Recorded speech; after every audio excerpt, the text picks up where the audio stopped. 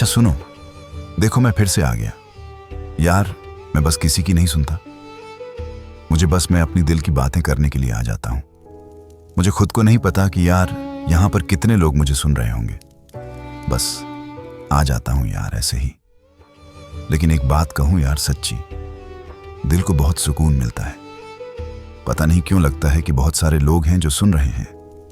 अब चाहे कोई सुने या ना सुने, लेकिन एक अलग सी ठंडक सी मिलती है, क्योंकि अपने दिल के अंदर मैंने बहुत सारी चीजें दबा के रखी हैं ना, इतने सारे अनुभव ले रखे हैं ना, तो कहां तो उनको निकालना ही है। अब घर पर किसी को सुनाने बैठता हूं ना, तो सब मुंह फेर के बैठ जाते हैं। पता नहीं क्यों, लेकिन कोई इन सब चीजों को सुनना ही नहीं सकता। और मैं भी ना एकदम ठीठ हूं यार, अकेले में कुछ ना कुछ बड़बड़ाते रहता हूं। तो आज फिर से हूं यहां पर बड़बड़ाने के लिए। अच्छा सुनो, जानते हो ना मैं कौन हूं? तो मैं हूं सैयारा। नहीं पता मुझे इसका मतलब क्या होता है, बस ऐसे ही निकाल लिया मैंने जो मुझे अच्छा लगा। अच्छा, तो एक बहुत अच्छी स्टोरी लेकर आया हूं यार आज आपके लिए। सुन करके देखो यार, अगर आपको दिल को एक दर्द या टिस ना पहुंचे ना, तो सैयारा से मेरा नाम चेंज कर देना। अच्छा तो सुन के देखो ना यार ये स्टोरी। एक बार और एक चीज बताओ, यहां पर और कोई नहीं है यार। यहां पर सुनने वालों में तुम अकेले हो। हाँ बस तुम ही हो, तो कुछ भी कह दो मेरे को, मुझे बताओ। लिख दो यार कमेंट में, देख लूंगा मैं। और है ना वह क्या कहते हैं, मतलब यार अपने पास कोई साथी नहीं है, कोई दोस्त नहीं है, तो तुम बनोगे मेरे दोस्त। ओए सुनना यार, तू दोस्ती करेगी मुझसे, तो देख यहां पर वह बटन है, उसको दबा दे तू और बन जाएगी मेरी दोस्त। तो ठीक है, मैं अब ज्यादा बातें नहीं करता हूं और बढ़िया सी स्टोरी सुनाता हूं। तो कॉलेज की लाइब्रेरी में हलचल कम ही होती थी। खामोशी की चादर ओढ़े किताबों की कतारें और इक्का दुक्का स्टूडेंट्स अपने काम में मशगूल रहते। हितेशी वहीं एक कोने में बैठी थी। उसकी नजरें किताब पर थीं, लेकिन ध्यान कहीं और। पेन की निब कभी पन्ने पर खींच देती, तो कभी हवा में गोल गोल घुमाती। एक्सक्यूज मी, ये सीट खाली है? हितेशी ने झटके से सिर उठाया। सामने खड़ा लड़का, सफेद टी शर्ट, हल्की सी बिखरी हुई हेयर स्टाइल और चेहरे पर वो शरारती सी स्माइल। हितेशी ने पलटकर चारों तरफ देखा। इतनी सारी खाली सीट्स छोड़कर ये जनाब उसके सामने ही क्यों आ खड़े हुए? हितेशी ने ठंडे स्वर में कहा, यहां इतनी सारी खाली सीट्स हैं। उस लड़के ने कहा, हां लेकिन यहां वाइब्स अच्छी लग रही हैं। हितेशी ने ना चाहते हुए भी मुस्कान छिपाने की कोशिश की और कहा, बैठ जाओ। लड़का मुस्कुराकर बैठ गया और कहा, मैं करण हूं, सेकंड ईयर का। हितेशी ने कहा, मैं हितेशी, थर्ड ईयर में। करण ने मजाकिया लहजे में कहा, ओह सीनियर मैम, और किताब खोल ली। हितेशी ने उसकी तरफ घूर कर देखा, लेकिन कहीं ना कहीं उसके अंदर हलचल मच गई थी। करण के आने से पहली बार लाइब्रेरी की खामोशी थोड़ी प्यारी लगने लगी थी। अगले कुछ हफ्ते कॉलेज कैंपस में करण और हितेशी की मुलाकातें बढ़ने लगीं। कभी कैंटीन की चाय पर बहस होती, तो कभी नोट्स की अदला बदली। करण अक्सर छोटी छोटी बातों पर हितेशी को हंसाने की कोशिश करता और हितेशी हमेशा उसे नजरअंदाज करने का बहाना ढूंढती, लेकिन उसकी मुस्कान बता देती कि करण जीत चुका है। करण ने कहा, तुम्हें पता है हितेशी, तुम बहुत ज्यादा सोचती हो, लाइफ को थोड़ा हल्का दो। हितेशी ने चिढ़ाते हुए कहा, तुम्हारे लिए हल्का लेना आसान होगा, तुमने कभी कुछ सीरियसली लिया ही नहीं। करण ने तुरंत जवाब दिया, तुम गलत हो, मैं तुम्हें बहुत सीरियसली लेता हूं। हितेशी चुप हो गई। करण की आंखों में वो ईमानदारी थी जो मजाक के दायरे से बाहर थी। उस दिन हितेशी को पहली बार एहसास हुआ कि ये लड़का उसकी जिंदगी में कुछ अलग सा एहसास दे रहा है। कॉलेज फेस्टिवल के आखिरी दिन करण ने हितेशी को अकेले टहलते देखा। हितेशी को भीड़ से दूर अकेलापन बहुत पसंद था। करण ने अचानक कहा, चलो एक चीज दिखाता हूं। हितेशी ने पूछा, कहां? करण ने कहा, बस आओ ना, भरोसा रखो मुझ पर। हितेशी कुछ देर तक उसे घूरती रही, फिर उसके साथ चल दी। करण उसे कॉलेज की छत पर ले गया। वहां से पूरा शहर झिलमित रोशनी में डूबा था। करण ने कहा, देखो ये दुनिया कितनी खूबसूरत है, लेकिन हम खुद को छोटी छोटी बातों में उलझाकर अपनी खुशियों को खो देते हैं। कभी कभी बस भरोसा करना चाहिए खुद पर और सामने वाले पर। हितैषी ने उसकी बात को ध्यान से सुना। उस छत पर, उन पलों में हितैषी के दिल ने पहली बार करण की तरफ कदम बढ़ाए। उस दिन उनके बीच की चुप्पी में एक नई कहानी ने जन्म लिया। प्यार का पहला एहसास हमेशा धीमे धीमे दिल की दीवारों पर दस्तक देता है। हितैषी और करण की कहानी वहीं से शुरू हुई थी, भरोसे और चुप्पी के बीच। वक्त किसी के लिए नहीं रुकता, लेकिन प्यार के साथ हर लम्हा खास बन जाता है। कॉलेज के 3 साल कब गुजर गए, हितैषी और करण को पता ही नहीं चला। एक दूसरे की हर छोटी बड़ी बात जानते थे दोनों। हितैषी की आदतें, उसकी पसंदीदा किताबें, करण की वो आदत कि हर छोटी बात पर हितैषी को चिढ़ाना, ये सब उनकी जिंदगी का हिस्सा बन चुके थे। कॉलेज के बाद करियर की दौड़ शुरू हुई, लेकिन उनका प्यार वही रहा, वैसा ही खरा और सच्चा। आखिरकार कई साल बाद दोनों के घर वालों ने उनकी शादी के लिए हामी भर दी। दीपू ने हितैषी के घूंघट को हल्का सा ऊपर उठाते हुए कहा, हितैषी, तू तो हीरोइन लग रही है। हितैषी ने हल्की मुस्कान के साथ जवाब दिया, तू हमेशा ओवर रिएक्ट ही करती है। दीपू ने कहा, अब जब मेरी छोटी बहन की शादी हो रही है तो ओवर रिएक्शन तो बनता है ना। दीपू की बातें सुनकर हितैषी हंस पड़ी, लेकिन अंदर कहीं एक हल्की सी बेचैनी थी। शादी का दिन, वो भी किसी ऐसे के साथ जिसके साथ उसने अपना पूरा फ्यूचर देखा था, ये एहसास भारी था। उधर करण अपनी मां विद्या के पास खड़ा था। उसने हल्की सी चिंता से पूछा, मां, सब ठीक तो है ना? विद्या ने फीकी मुस्कान के साथ कहा, हाँ बेटा, सब ठीक है, तुम तैयार हो जाओ। लेकिन विद्या की आंखों में कुछ और ही चल रहा था। उनके कानों तक कई बार यह बात पहुंच चुकी थी कि हितैषी की बड़ी बहन दीपू अपनी शादी के मंडप से भाग गई थी। यह बात कितनी सच है? क्या ऐसा ही कुछ हितैषी के साथ भी हो सकता है? उनके अंदर शक की एक चिंगारी जल रही थी, जो धीरे धीरे आग का रूप ले रही थी। शादी का दिन आ गया। पूरा हॉल रोशनी से जगमगा रहा था। हितैषी लाल जोड़े में किसी परी से कम नहीं लग रही थी।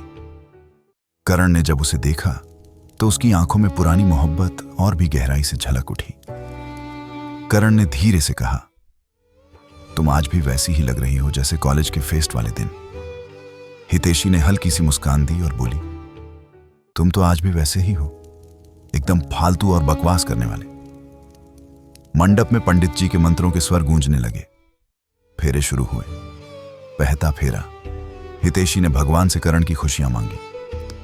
दूसरा फेरा, करण ने हितैषी का हाथ थामे ये वादा किया कि वो हमेशा उसका साथ देगा। तीसरा फेरा, दोनों की नजरें मिली, मानो कह रही हो, हमेशा साथ रहेंगे। लेकिन तभी, रुकिए, मंडप की सारी आवाजें थम गईं। विद्या की आवाज ने सब कुछ जैसे चीर दिया हो। विद्या ने कहा, यह शादी अब नहीं हो सकती। हितैषी और करण ने चौंक कर उनकी तरफ देखा। हॉल में सन्नाटा छा गया। करण के चेहरे पर घबराहट साफ दिख रही थी। मां, यह आप क्या कह रही हैं? विद्या ने कठोर स्वर में कहा, जिस लड़की की बहन मंडप से भाग गई थी, उसके परिवार पर कैसे भरोसा करें? आज नहीं तो कल यह लड़की भी ऐसा ही कुछ करेगी। हम ऐसे परिवार में रिश्ता नहीं जोड़ सकते। हितैषी के चेहरे पर हवाइयां उड़ गईं। वो चुपचाप विद्या को देख रही थी। उसके कानों में ये शब्द गूंज रहे थे, लेकिन वो एक शब्द भी नहीं कह पाई। करण ने मां को समझाने की कोशिश की। मां, ये आप क्या कह रही हैं? हितैषी ऐसी नहीं है, आप उसे जानती भी हैं। विद्या ने कहा, बेटा, मैं किसी बहस में नहीं पड़ना चाहती। ये शादी यहीं खत्म हो रही है। मंडप में लोग आपस में फुसफुसाने लगे। हितैषी के माता पिता शर्मिंदगी में खड़े थे। करण बेबस था। उसकी जिंदगी का सबसे खूबसूरत सपना उसके सामने बिखरता जा रहा था। वो पल, हितैषी ने धीरे से करण का हाथ छुड़ाया। उसकी आंखों में आंसू थे, लेकिन आवाज में अजीब सी ठंडक थी। हितैषी ने कहा, करण, शायद तुम्हारी मां सही कह रही है। अगर मेरा अतीत तुम्हारे परिवार को मंजूर नहीं है तो हम इस रिश्ते को आगे बढ़ा भी नहीं सकते। करण ने कहा, हितैषी, प्लीज ऐसा मत कहो। हितैषी ने एक गहरी सांस दी और फिर अपने पिताजी के पास जाकर खड़ी हो गई। फेरे वहीं रुक गए। 3 फेरे पूरे हुए थे, बाकी 4 फेरे अधूरे रह गए। मंडप के बीचों बीच करण अकेला खड़ा था, जबकि हितैषी धीरे धीरे दूर चली गई। शादी का मंडप खाली हो चुका था। सजावट अब फीकी लग रही थी। पंडित जी अपने मंत्रों की अधूरी गूंज के साथ लौट चुके थे। मेहमान खामोशी से विदा हो रहे थे, मानो इस अधूरी शादी का बोझ उनके शब्दों को भी थका चुका हो। हितेशी के घर का माहौल शोक जैसा था। उसकी मां चुपचाप एक कोने में बैठी थी और उसके पिता अपने गुस्से और शर्मिंदगी को दबाने की नाकाम कोशिश कर रहे थे। दीपू, जो अब तक हितेशी की सबसे बड़ी ताकत थी, खुद को इस पूरे वाकये का कारण मानकर एक शब्द भी नहीं कह पा रही थी। हितेशी अपने कमरे में अकेली बैठी थी। उसकी आंखों में आंसू थे, लेकिन चेहरा किसी बंजर जमीन की तरह बेजान लग रहा था। उसके ताल जोड़े की चमक जैसे उसी मंडप में छूट गई थी। उधर करण घर लौटते ही अपनी मां से भिड़ गया। करण ने कहा, आपने ये क्या किया? हितेशी ने क्या बिगाड़ा था आपका? विद्या का स्वर कठोर था। करण, मैं तुम्हारे फ्यूचर के लिए सही कर रही हूं। मैं उस परिवार को बहू के तौर पर कभी एक्सेप्ट नहीं कर सकती जिसकी लड़की भाग चुकी हो। समाज की इज्जत इतनी सस्ती नहीं है। करण ने कहा, समाज? मां, यह समाज मुझे हितेशी से ज्यादा प्यारा नहीं है। विद्या ने कहा, प्यार से जिंदगी नहीं चलती। करण, दुनिया समाज नाम की भी कोई चीज होती है। करण खामोशी से अपने कमरे में चला गया। वो उस रात रोया। पहली बार उसकी जिंदगी की सबसे बड़ी खुशी उसकी आंखों के सामने से छीन ली गई थी। उसकी सोच में हितेशी का चेहरा बार बार उभरता। उसके साथ किए हुए वादे उसे काटने को दौड़ते। अगली सुबह हितेशी ने खुद को जैसे किसी बुरे सपने से बाहर निकालने की कोशिश की। दीपू ने धीरे से पूछा, हितेशी, तुम ठीक हो? हितेशी ने बिना किसी भाव के कहा, हां, मैं ठीक हूं। दीपू ने खुद को रोकते हुए कहा, मेरी वजह से यह सब हुआ ना? काश मैं भागी नहीं होती उस दिन। हितेशी ने पहली बार थोड़ा सख्त लहजे में कहा, आप क्यों खुद को दोष दे रही हैं? यह उनकी सोच की कमी थी। आपका फैसला उनका हथियार बन गया, लेकिन आप मेरी कमजोरी नहीं हो। उसके बाद हितेशी ने कुछ नहीं कहा। वो बस अपने कमरे से निकली और कॉलेज के दिनों की पुरानी डायरी निकाल लाई। पन्ने पलटते ही करण के लिखे हुए नोट्स दिखे। भरोसा करो, सब ठीक होगा। हितेशी ने वो डायरी बंद कर दी। उसकी आंखों में आंसू नहीं थे। शायद वो आंसू कल रात ही खत्म हो चुके थे। दिन महीनों में बदल गए। करण और हितेशी एक दूसरे से कट गए। करण ने कई बार हितेशी से मिलने की कोशिश की, लेकिन हितेशी ने कोई जवाब नहीं दिया। उसने खुद को अपने करियर में झोंक दिया। करण भी खुद को काम में डुबोने की कोशिश कर रहा था, लेकिन हर रात जब वो अकेला होता, उसकी सोच में वही अधूरे फेरे घूमते। 3 फेरे पूरे हो चुके थे, प्यार, भरोसा और वचन, लेकिन बाकी 4 फेरे वो कभी पूरे नहीं हो पाए। करण ने एक आखिरी बार हितेशी को कॉल किया और कहा, हितेशी, प्लीज एक बार मुझसे मिल लो, मुझे तुमसे बात करनी है। हितेशी ने फोन पकड़े हुए कुछ पल सोचा, फिर ठंडी आवाज में बोली, मिलने से अब कोई फर्क नहीं पड़ेगा करण, हमारी कहानी वहीं खत्म हो गई थी। करण ने कहा, हितेशी प्लीज। करण की आवाज में वही पुरानी बेबसी थी। हितेशी ने कहा, ठीक है। कल शाम 5 बजे सिटी पार्क में कहकर हितेशी ने फोन रख दिया। शाम के 5 बजे करण सिटी पार्क में खड़ा था। हितेशी थोड़ी देर से आई। उसके चेहरे पर वही पुरानी सादगी थी, लेकिन आंखों में एक सख्त चमक आ गई थी। हितेशी ने सीधे पूछा, क्या बात करनी थी? करण ने कहा, हितेशी, मैं जानता हूं कि जो हुआ वो गलत था। मैंने तुम्हारा साथ नहीं दिया, लेकिन मैं तुमसे बहुत प्यार करता हूं। मैं तुम्हारे बिना जी नहीं पाऊंगा। हितेशी हल्का सा मुस्कुराई और बोली, करण, तुम्हारे प्यार में कभी कमी नहीं थी, लेकिन जब रिश्ते में भरोसा तोड़ा जाता है, तब वो सिर्फ प्यार से नहीं चलता। मैंने तुम्हें कभी दोष नहीं दिया, लेकिन तुम्हारे परिवार की सोच ने मेरे वजूद पर सवाल उठाया। मैं उस रिश्ते में वापस नहीं लौट सकती। करण ने कहा, हितेशी, मैं सब ठीक कर दूंगा, प्लीज एक मौका और। हितेशी ने हल्के स्वर में कहा, कुछ रिश्ते अधूरे ही अच्छे होते हैं करण। वो हमें सिखाते हैं कि जिंदगी में खुद को कैसे संभालना है। मैंने तुम्हें माफ कर दिया, लेकिन मैं खुद को कभी उस जगह वापस नहीं ले जा सकती जहां मेरा सम्मान सवालों के कटघरे में हो। करण ने कुछ नहीं कहा। वो हितेशी को जाते हुए देखता रहा। उसकी आंखों में आंसू थे और हितेशी के कदम कॉन्फिडेंस से भरे हुए थे। कभी कभी प्यार का अधूरा होना ही उसकी सबसे बड़ी खूबसूरती होती है। हितेशी के कदम पार्क से बाहर निकल गए, लेकिन करण वहीं ठहर गया। उसे समझ नहीं आ रहा था कि क्या उसने हितेशी को हमेशा के लिए खो दिया है या उसके अंदर कहीं एक उम्मीद अभी भी बाकी थी। हितेशी के लिए यह दिन एक नई शुरुआत का प्रतीक था। वो जान चुकी थी कि कुछ रिश्ते अपनी अधूरी कहानी के साथ ही मुकम्मल होते हैं, लेकिन यह अधूरी कहानी अब उसकी कमजोरी नहीं बल्कि उसकी ताकत बन गई थी। कुछ महीनों बाद हितेशी ने अपनी कंपनी में प्रमोशन पा लिया। अब वो मुंबई की एक बड़ी ब्रांच की हेड बन गई थी। काम में डूबी हुई हितेशी के पास खुद के लिए वक्त कम था, लेकिन उसके चेहरे पर सुकून था। वो अब अपने सम्मान के लिए खड़ी होना सीख गई थी। दीपू भी अब शादी के उस पुराने धब्बे से बाहर निकल रही थी। उसने अपनी जिंदगी को नए सिरे से शुरू करने का फैसला किया और खुद को सशक्त बनाने के लिए आगे पढ़ाई शुरू कर दी। करण के लिए हितेशी का इनकार एक ऐसा घाव था जो कभी भर नहीं पाया। वो अपने परिवार से अब ज्यादा बात नहीं करता था। मां से उसकी दूरी बढ़ चुकी थी। उसके दोस्त अक्सर समझाते, करण तू कब तक खुद को ऐसे सजा देगा? करण का जवाब होता, जब तक मैं खुद को माफ नहीं कर देता। उसने हितेशी को खोने के बाद खुद को पूरी तरह से बदल लिया था। अब उसके जीवन का एक ही मकसद था, खुद को उस लायक बनाना कि वो हितेशी की नजरों में अपने खोई हुई जगह को वापस पा सके। 3 साल बाद मुंबई का एक बड़ा बिजनेस कॉन्फ्रेंस।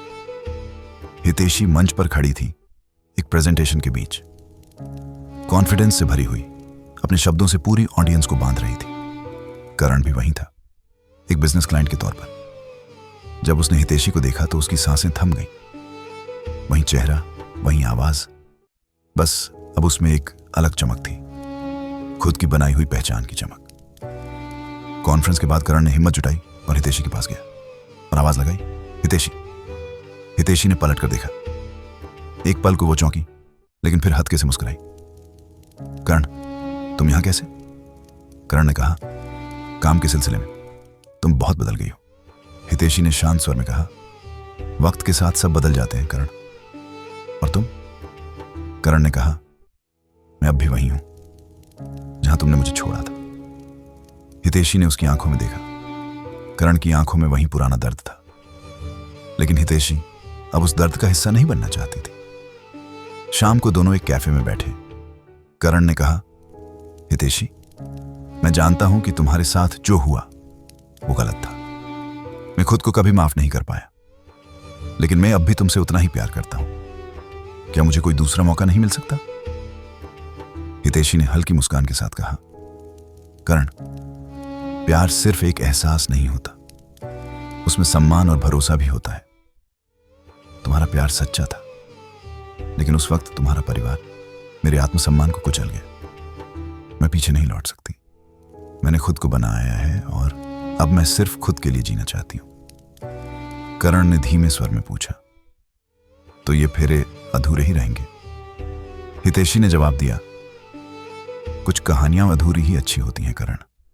शायद हमारी कहानी का सबसे खूबसूरत हिस्सा यही है कि यह मुकम्मल होकर भी अधूरी है। करण ने हितेशी को जाते हुए देखा। उसका मन शांत था, जैसे उसने स्वीकार कर लिया हो कि हितेशी अब उसकी नहीं है। हितेशी भी समझ चुकी थी कि प्यार का मतलब हमेशा मिल जाना नहीं होता। कभी कभी एक अधूरी कहानी भी जिंदगी को पूरा कर जाती है। अधूरे फेरे जिंदगी के सबसे खूबसूरत सबक थे दोनों के लिए। उन्होंने हितेशी को खुद का सम्मान सिखाया और करण को प्यार में हार के मायने। वो शाम हितेशी और करण के बीच शायद आखिरी मुलाकात थी। हितेशी ने उस दिन खुद को और मजबूत पाया। उसने महसूस किया कि उसका अधूरा रिश्ता, जिसे वो कभी अपनी कमजोरी समझती थी, अब उसकी सबसे बड़ी ताकत बन चुका है। करण ने भी हितेशी के शब्दों को एक्सेप्ट कर लिया था। वो जान चुका था कि कुछ रिश्ते दोबारा नहीं बनते, लेकिन उनके निशान हमेशा जिंदा रहते हैं। हितेशी ने खुद को पूरी तरह अपने काम में डुबो दिया। वो अब एक बिजनेस लीडर के तौर पर लोगों के लिए इंस्पिरेशन बन चुकी थी। उसके भाषण और उसके विचार हजारों लोगों की जिंदगी बदल रहे थे। एक बार जब एक कॉलेज के फंक्शन में उसे बतौर चीफ गेस्ट बुलाया गया, तो उसने स्टेज पर खड़े होकर कहा, हमारे फेलियर हमें मजबूत बनाते हैं, कभी कभी अधूरे रिश्ते हमें वो सबक सिखाते हैं जो हमें खुद से लड़ने की हिम्मत देते हैं। अपनी सेल्फ रिस्पेक्ट और कॉन्फिडेंस को कभी किसी के भरोसे मत छोड़ो। फंक्शन के बाद लड़कियों का एक झुंड उसके पास आया और कहा, मैम, आपने जो कहा वो हमारी जिंदगी के लिए इंस्पिरेशन है। क्या आप कभी खुद भी टूटी थी? हितेशी ने हल्की मुस्कान के साथ जवाब दिया, हाँ, लेकिन मैंने खुद को फिर से बनाया। और ये मैंने किसी के लिए नहीं बल्कि खुद के लिए किया। उधर करण ने अपनी मां से दूर रहने का फैसला कर लिया था।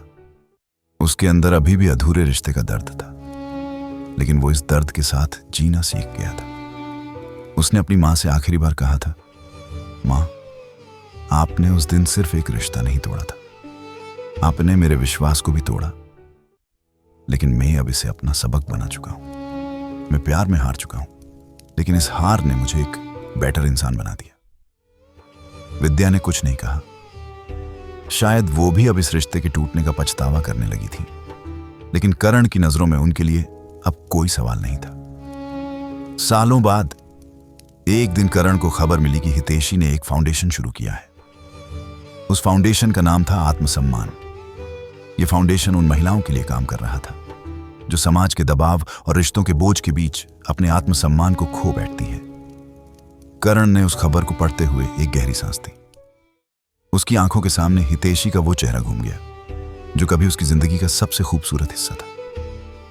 उस दिन उसने एक लेटर लिखा, डियर हितेशी, मैंने तुम्हें खोकर खुद को पाया। हमारे अधूरे फेरे ने मुझे सिखाया कि प्यार सिर्फ पाना नहीं होता। तुमने खुद को जिस तरह से फिर से खड़ा किया, मैं उस पर बहुत प्राउड फील करता हूं। तुम्हारी ये जीत मेरी भी जीत है। शायद हमारी कहानी का एंड ऐसे ही होना था। ऑलवेज स्टे हैप्पी, करण। कुछ हफ्ते बाद करण को एक एनवेलप में था। हितेशी की लिखावट साफ और सधी हुई थी। डियर करण, तुम्हारा लेटर पढ़कर खुशी हुई। हमारी कहानी भले ही अधूरी रह गई हो, लेकिन उसकी वजह से हमने खुद को पाया। प्यार में हार कोई हार नहीं होती, ये बस हमें खुद से जोड़ता है। हमारी कहानी अधूरी थी, लेकिन यही उसकी खूबसूरती थी। Always stay happy, Hiteshi. वो दो लेटर शायद उनकी जिंदगी का लास्ट कम्युनिकेशन था। करण ने हितेशी के लेटर को संभाल कर रख लिया। उसने अपने दिल को समझा लिया कि हितेशी अब सिर्फ एक याद है, खूबसूरत, अधूरी लेकिन मुकम्मल। और हितेशी, वो अब एक नई सदी की मिसाल बन चुकी थी। उसकी कहानी हजारों लड़कियों को सिखा रही थी कि आत्मसम्मान किसी भी रिश्ते से बड़ा होता है। कभी कभी अधूरे रिश्ते हमें पूरा कर जाते हैं। करण और हितेशी की कहानी भी यही सिखाती है। प्यार का अंत हमेशा मिलन नहीं होता। कभी कभी दूरी में ही जिंदगी का सबसे गहरा सबक छुपा होता है। समय सबसे बड़ा मरहम होता है। धीरे धीरे सब कुछ बदल जाता है। वो दर्द जो कभी सीने में छुपता था, वक्त के साथ हल्का पड़ने लगता है। करण और हितेशी की जिंदगी अब अलग राहों पर चल पड़ी थी। हितेशी का फाउंडेशन आत्मसम्मान अब एक नेशनल लेवल का नाम बन चुका था। महिलाओं की जिंदगी में आत्मनिर्भरता और आत्मसम्मान लाने का उसका सपना साकार हो रहा था। उसकी कहानियां अखबारों की सुर्खियां बनने लगी थी।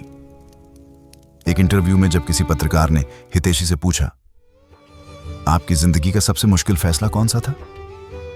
हितेशी कुछ पलों के लिए रुकी, फिर शांत स्वर में कहा, वो पल जब मुझे अपने आत्मसम्मान और प्यार में से किसी एक को चुनना था। मैंने अपने आत्मसम्मान को चुना और उस फैसले ने मुझे यहां तक पहुंचाया। करण ने भी खुद को पूरी तरह बदल लिया था। वो एक सफल एंटरप्रेन्योर बन चुका था, लेकिन सफलता के पीछे उसका दर्द कहीं दबा हुआ था। उसने हितेशी के लेटर को अब तक संभाल कर रखा था। वो कभी कभी उसे पढ़ता और मुस्कुराता।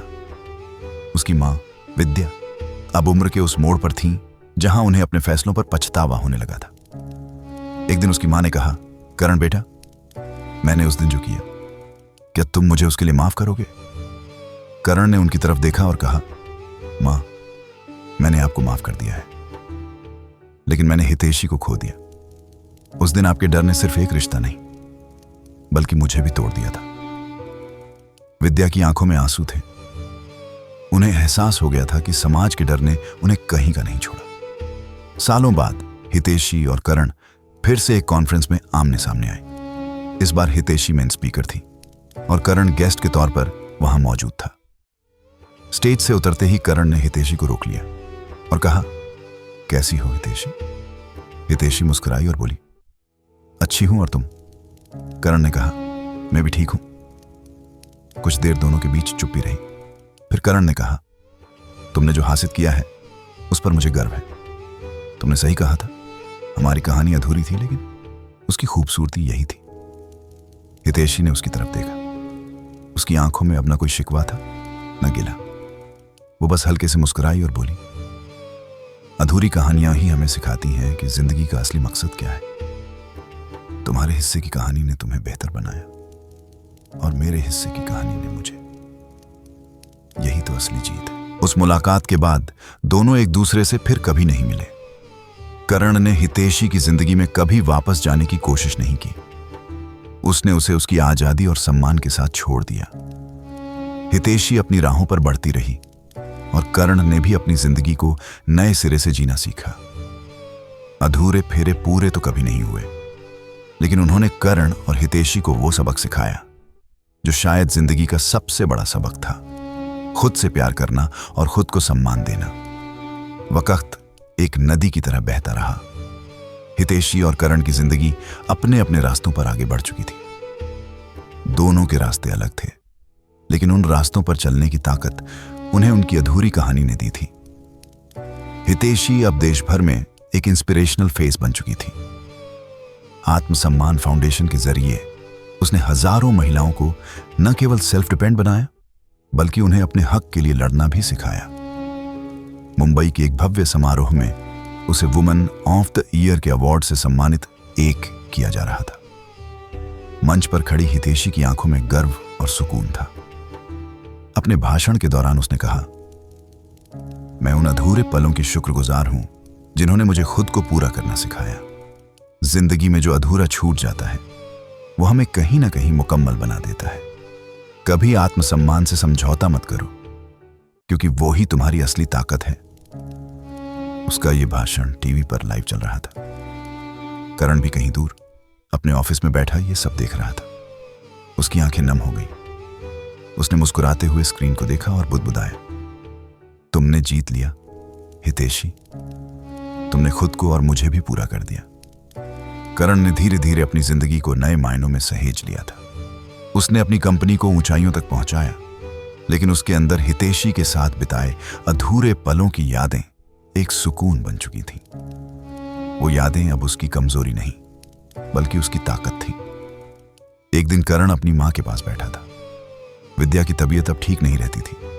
उन्होंने धीमे स्वर में कहा, करण, क्या तुमने कभी हितेशी को माफ किया? करण ने मुस्कुराते हुए कहा, मां, माफ करने का सवाल ही नहीं। हितेशी ने कभी कुछ गलत किया ही नहीं था। उसने बस खुद को चुना था, और मां, मैं खुश हूं कि उसने ऐसा किया। विद्या की आंखें झुक गईं। उन्हें एहसास हो चुका था कि उनके फैसले ने करण के प्यार को अधूरा छोड़ दिया, लेकिन उस अधूरेपन में भी एक खूबसूरती थी। कई साल बाद एक दिन करण को एक लेटर मिला। उस लेटर के ऊपर लिखा था, फाउंडेशन आत्मसम्मान की ओर से इनविटेशन। करण ने लेटर खोता।